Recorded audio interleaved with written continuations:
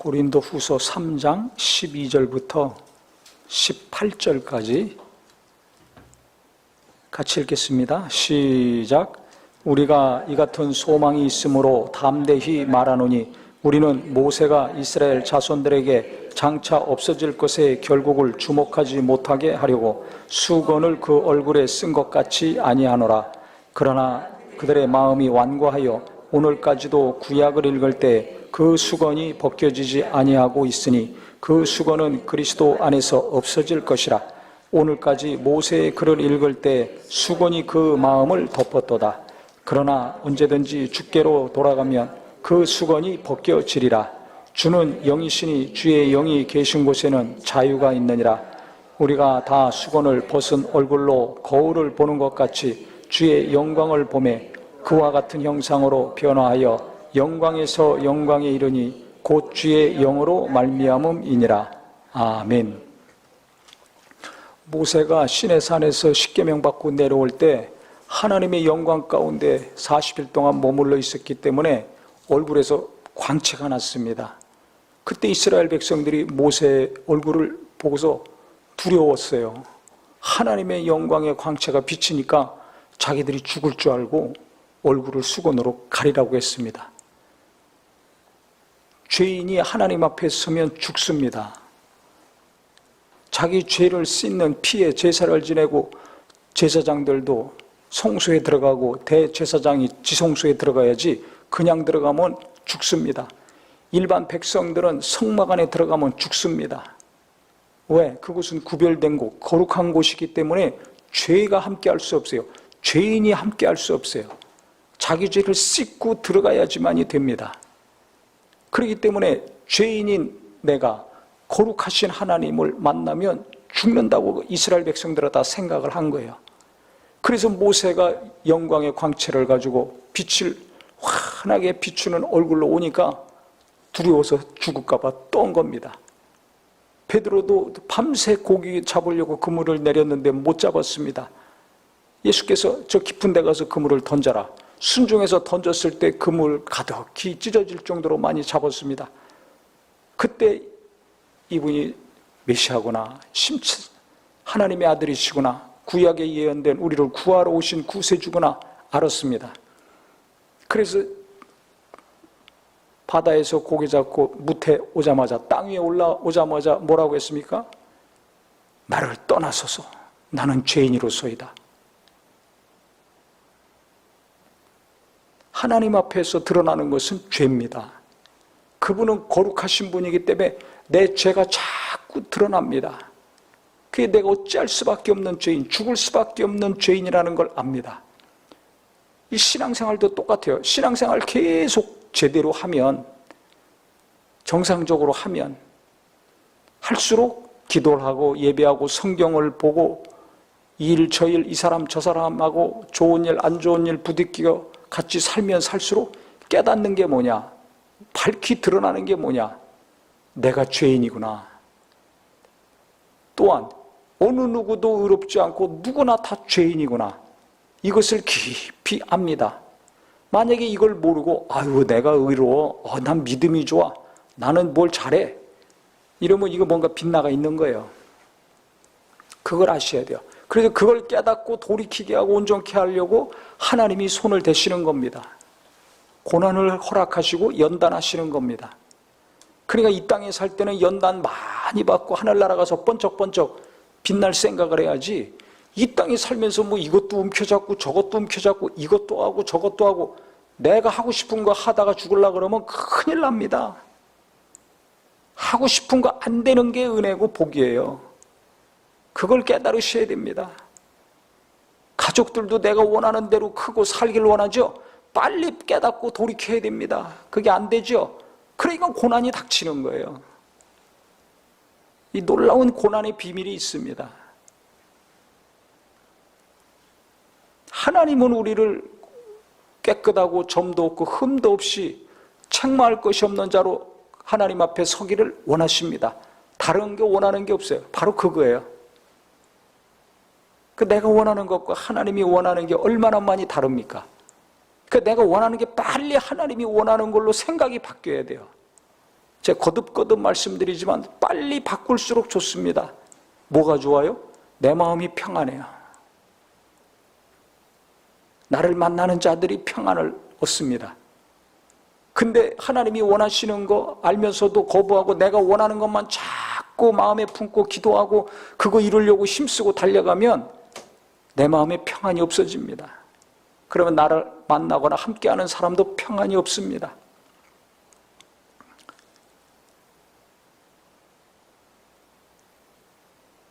자기들이 죽을까 봐 두려워서 수건을 가리웠는데 구약에 있는 사람들은 두려워요. 모세가 빛나는 광채를 가지고 내려왔을 때 백성들이 두려웠던 것처럼 율법을 지켜야 되는데 율법대로 살지 못하잖아요. 그러니까 죄 가운데서 하나님 말씀 앞에서 두려울 수밖에 없어요. 그러면 율법을 지키려고 노력하면 노력할수록 죄는 드러나죠. 하나님 뜻대로 살려고 하면 할수록 이게 죄가 더 드러나니까 숨 막히는 겁니다. 근데 예수께서 오셔서 우리 죄를 해결해 주셨지 않습니까? 그러니까 구약을 통해 가지고는 죄인임을 알고 깊이 알고 그 다음에 그 죄 우리 힘으로 내 힘으로 해결할 수 없기 때문에 죄에서 구원할 구세주를 보내주신다는 약속이 구약에 계속 흐르고 있으니까 예수님이 오셔서 그 약속을 다 이루셨습니다. 그래서 성경에 보면 오늘까지 모세의 글을 읽을 때 구약을 말합니다. 율법을 말합니다. 수건이 그 마음을 덮었도다. 그러나 언제든지 주께로 돌아가면 그 수건이 벗겨지리라. 율법대로 살려고 몸부림치는데, 거룩하게 살려고 몸부림치는데 이게 됩니까? 안 되지. 그러니까 답답하고 괴로울 수밖에 없는 거예요. 그래 바울이 고백했잖아요. 오라 나는 공고한 사람이로다. 이 사망의 몸에서 누가 나를 건져내랴. 하나님을 사랑하고 열심히 있어서 성경대로 살려고 율법을 지키려고 몸부림쳤지만 아무리 내가 거룩하게 살려고 할지라도 이 내 육체의 정욕은 살아서 움직이거든요. 계속 죄가 나오는 걸 자기가 압니다. 그러니까 너무 괴롭다는 거예요. 기도하면 할수록 말씀대로 읽고 듣고 암송하고 살려고 몸부림치면 몸부림칠수록 그것을 싫어하고 반대하는 마음과 생각이 계속 나오니까 너무 괴롭다는 거예요. 근데 이 문제를 예수님이 단번에 해결해 주셨다는 것을 알고 자유를 선포했죠.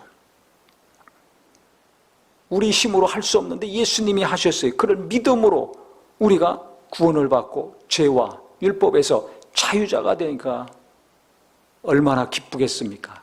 그래서 죄와 사망의 법이 성령의 법이 죄와 사망의 법에서 너희를 해방했다고 그랬습니다. 예수님 오셔서 해방이 된 거예요. 그래서 수건으로 얼굴을 가리면 얼마나 답답합니까? 이 수건은 언제 벗겨지느냐? 이 답답함은 언제 벗겨지느냐? 예수께 와야 된다는 거예요. 예수께 오면 된다는 겁니다. 그래서 17절에 중요한 말이 있습니다. 주는 영이시니 주의 영이 계신 곳에는 자유가 있느니라. 예수를 믿으면 죄에서 자유한 자가 된 거예요. 마귀로부터 자유자가 됐어요. 성령을 보내주셨습니다. 믿는 자들에게. 성령, 주의 영은 자유하게 하는 영이에요.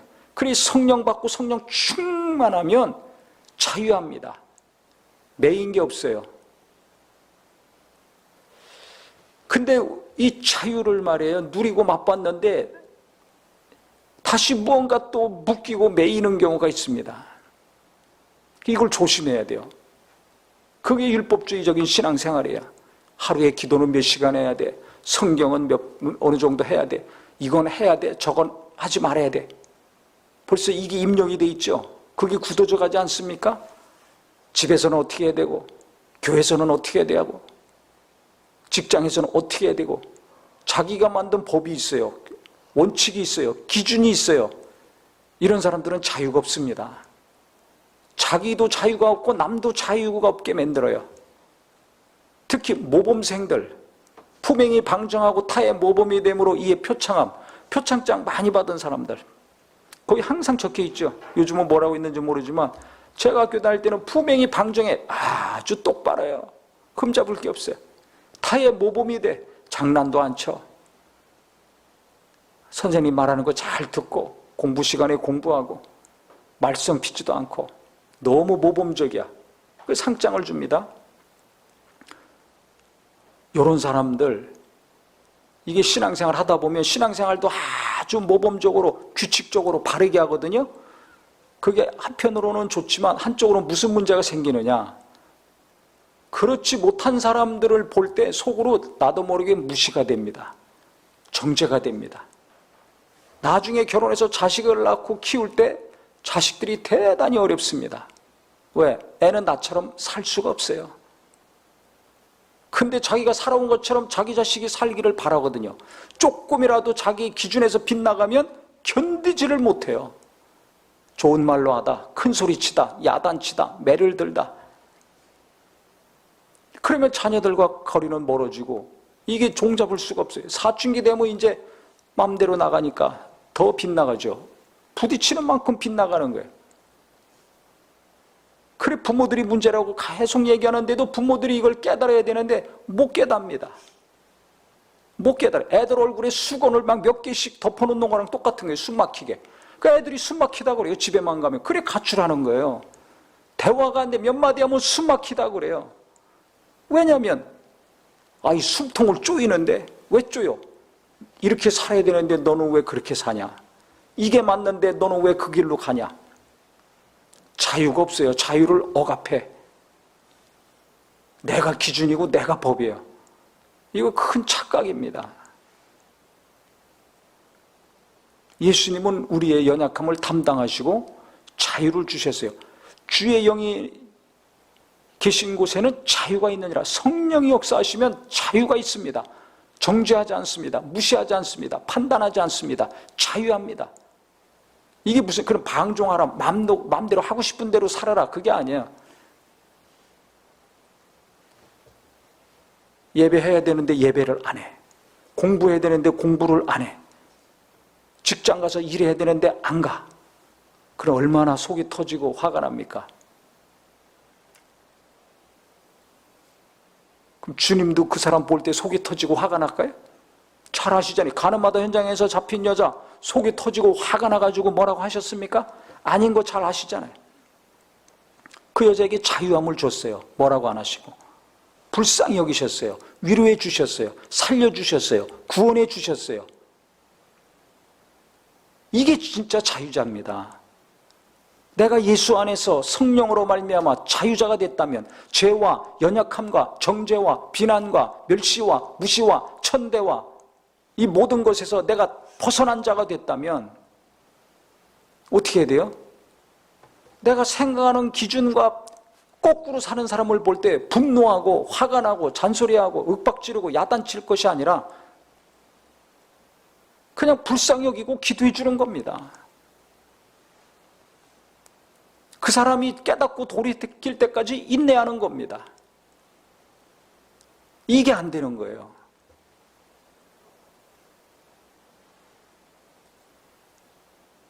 내가 죄인임을 깊이 깨달은 사람, 하나님의 은혜로 살고 일하는 것이라는 것을 확실히 안 사람이 이것을 합니다. 죄인임을 깊이 깨닫지 못한 사람은 이게 안 됩니다. 그러니까 기도 열심히 하고 신앙생활 열심히 하고 사회생활도 열심히 하고 가정에서도 열심히 하고 흠잡을 게 없어요. 나는 이것도 잘하고 있고 저것도 잘하고 있고 이것도 부족함이 없어. 그런 사람은 누군가를 궁일이 여기기가 어렵습니다. 왜 그렇게 살아? 나같이 살아야지. 내 절반 정도는 살아야지. 이해가 안 돼요. 그러니까 이해하려고 노력해야지. 이해하려고 노력 안 하면 바로 정죄가 들어갑니다. 그러면 상처받습니다. 분노가 일어납니다. 나하고 말하기 어렵습니다. 내가 계속 말하고 내가 계속 뭐라고 하면 그 사람은 숨막혀 합니다. 내가 숨막히는 게 아니라 그 사람은 더 숨막혀요. 그렇기 때문에 성령이 역사하시는 사람, 진짜 내가 자유케 되고 모든 사람을 자유케 할 수 있는 삶을 살려면 첫 번째, 죄인이라는 것을 갈수록 깊이 깨달아야 되고, 두 번째, 오직 하나님의 은혜, 인간의 노력과 공로와 힘이 아니라 하나님의 일방적인 은혜가 임하고, 그 은혜로 깨닫고 돌이키고, 그 은혜로 일하고 살고, 그 은혜로 우리가 함께 할 수 있다는 것을 알았을 때 내가 계속 자유함 가운데 거할 수가 있습니다.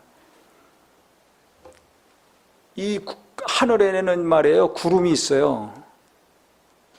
요새 가을이라 구름이 선명한데요, 구름 가만히 보세요.